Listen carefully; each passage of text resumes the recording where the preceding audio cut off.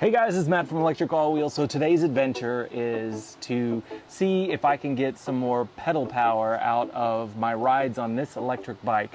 Part of the problem with this bike is the small chainring.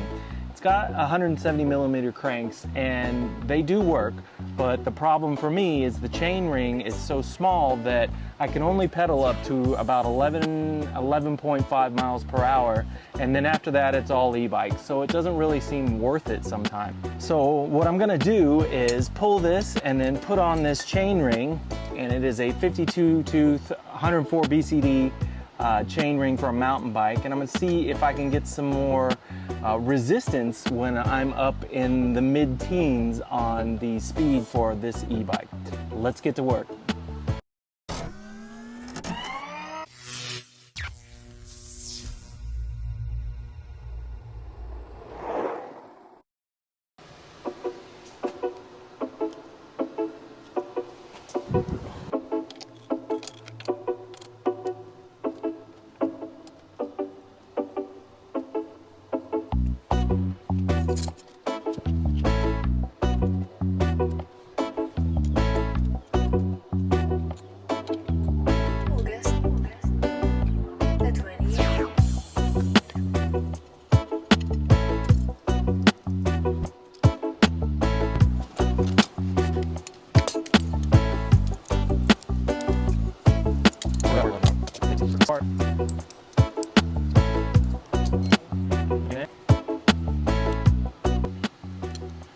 There's always a problem, child. It's one thing I've realized in doing all this is there's always one problem.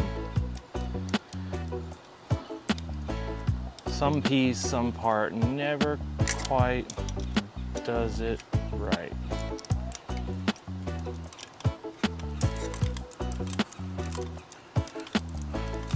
You just know the thing that's stripped. I have my new connection.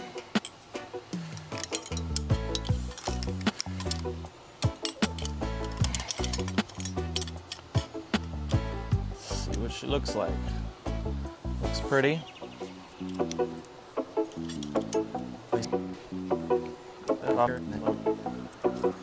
One of the absolute worst things you can do in this scenario is to strip one of these things. That's anything in e-bikes, especially your cranks. I learned the hard way a couple times, so I always try and be careful about making sure I don't strip or cause potential for a strip later on.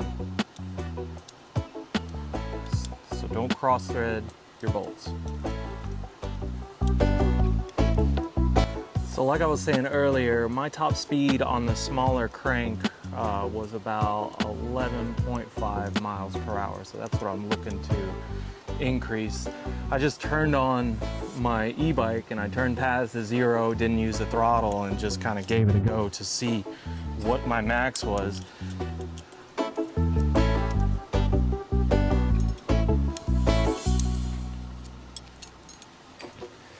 So I didn't get a new chain, which I may need a couple of links, but I just want to try it out and see what's what. I think this will fit.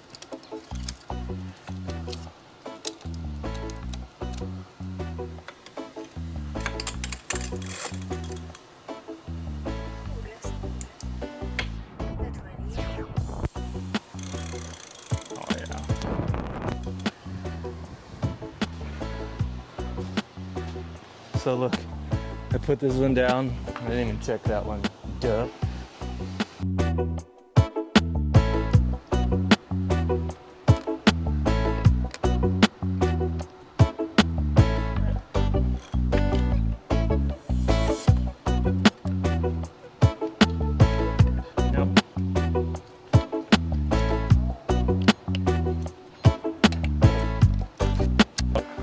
Pads is at 0.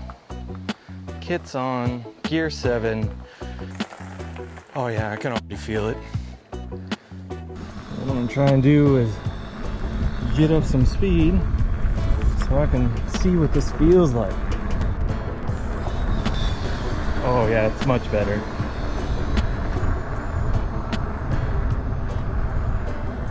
So now I'm utilizing the throttle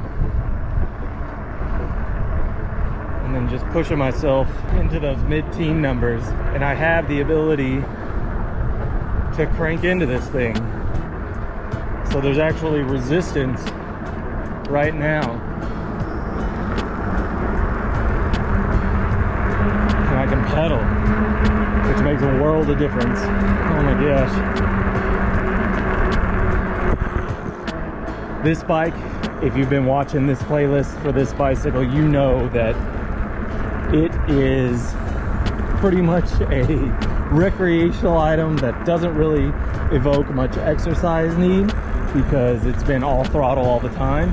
But we've now made it to where you can actually pedal into this thing and it becomes a worthwhile exercise machine with that added bonus of having distance.